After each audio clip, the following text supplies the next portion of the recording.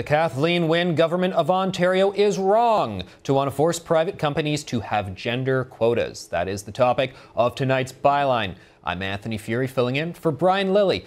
Right now, Ontario is plagued with political scandals, so not too many people noticed a little nugget hidden in the May budget that was recently passed. It reads, the government strongly supports broader gender diversity on the boards and in senior management of major businesses, not-for-profit firms, and other large organizations. In conjunction with others, including the Ontario Securities Commission, the government will consider the best way for firms to disclose their approaches to gender diversity, with a view to increasing the participation of women on boards and in senior management.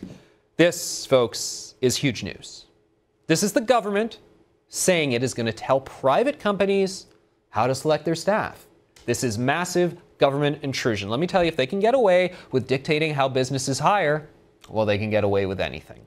Now, you're probably wondering how they have the gall to even think they can get away with this. Well, publicly traded companies that are listed with the Ontario Securities Commission, which includes companies that have the .tsx symbol at the end of their stocks, they have to follow the rules of the commission if they want to be listed, do business.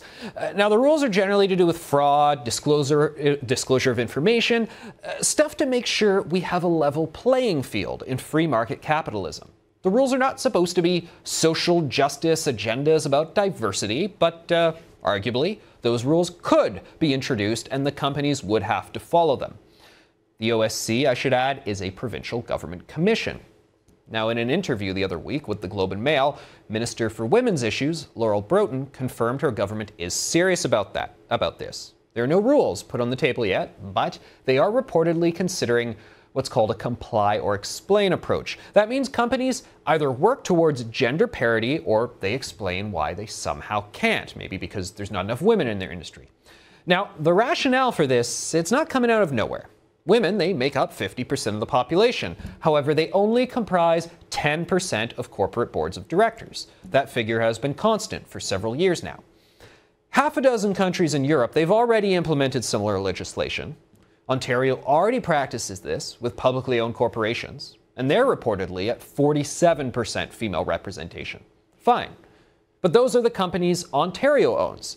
So long as the appointments are still answerable to the public, well, they can choose who they hire. They can have these quotas, I suppose. I found an interesting quote on the subject from the EU's Justice Commissioner. Viviane Reding said in January that the proof is in the pudding. Regulatory pressure works. Companies are finally starting to understand that if they want to remain competitive in an aging society, they cannot afford to ignore female talent. Notice the contradiction in that one. She supports regulations, but says to be competitive, companies need to bring on more women. Okay, well, why is it the government's job to force companies into a good competitive position? Government doesn't, and certainly shouldn't, I hope you agree, intervene when a company releases a lousy product that will damage its competitiveness. So let the company suffer then, if that's what you truly believe. The truth is, the free market is going to see women rise to positions of power naturally in the coming years.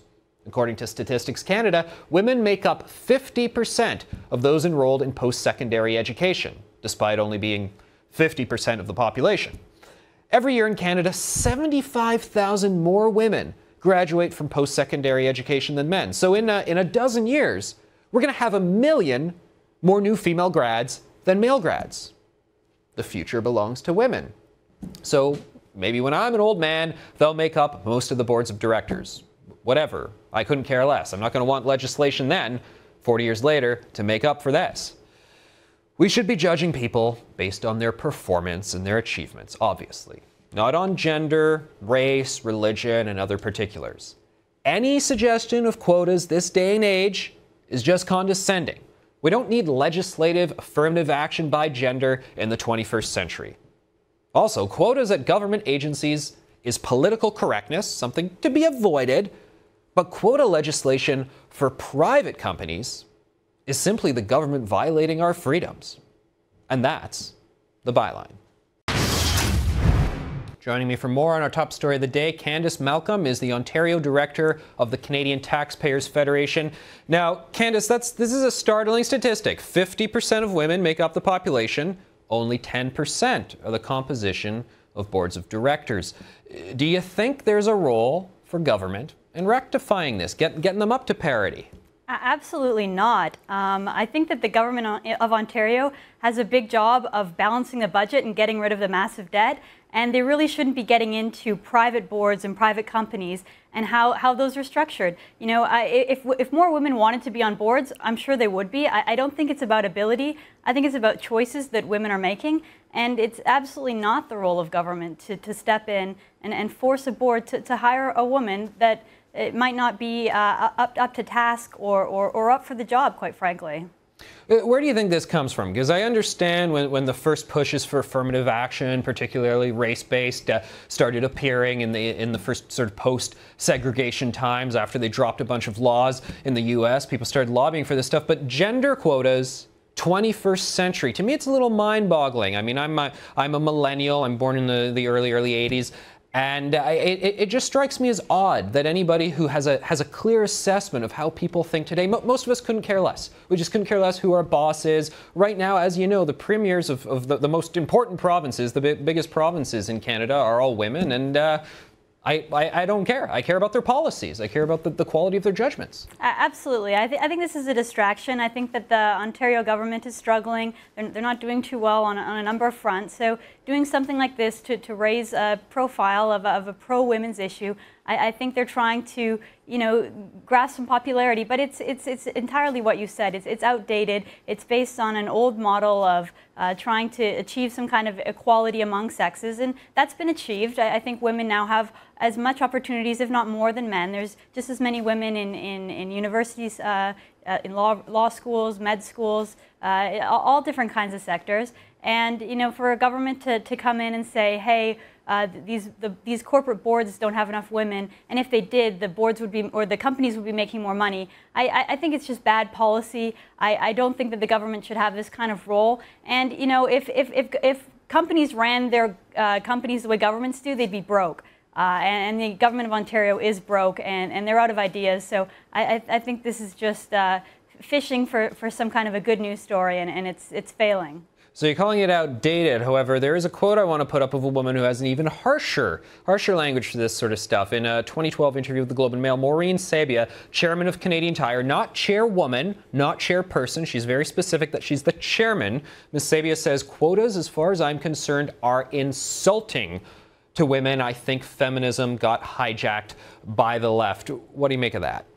I think she's spot on. I think that there was an older movement that was more mainstream about women having equal opportunities, and that's been achieved. So this new brand of feminism, most women don't relate to it. You know, women are going to do what they want to do. They don't need government quotas. It's insulting, it's condescending, and it's kind of creepy to have big government saying we want more women on boards, so we're going to have, you know, this program, these regulations, forcing it upon women. You know, maybe women don't want to be on boards. It requires a lot of time, a lot of energy, and it's quite difficult to balance that with having a family and doing other things that more women want to do. So, you know, to have an entire government department aimed towards making women, you know, trying to make their status more equal, I think it is insulting, and I think it's creepy. Now I want to go back to something you said before. You said this is a distraction. I take issue with that a little bit because I think this is the bread and butter of the political philosophy of some people out there. There's people out there who think we should go out there and just achieve what we want. Government should get out of the way, and we should be all equal in our rise to the top, in our race to all race each other to the top. There's other people out there who keep thinking government needs to do more and more and more, and they have this carte blanche social justice agenda, and I think this is just more a part of that, and I agree that this is outdated. I think we're going to see from a certain quarter even more of this.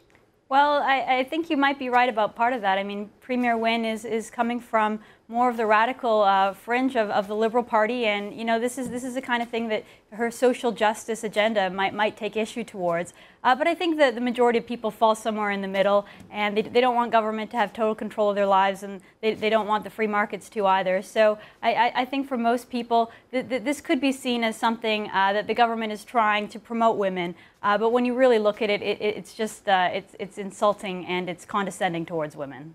Candice Malcolm, Canadian Taxpayers Federation, thanks so much for stopping by. Thanks, Anthony.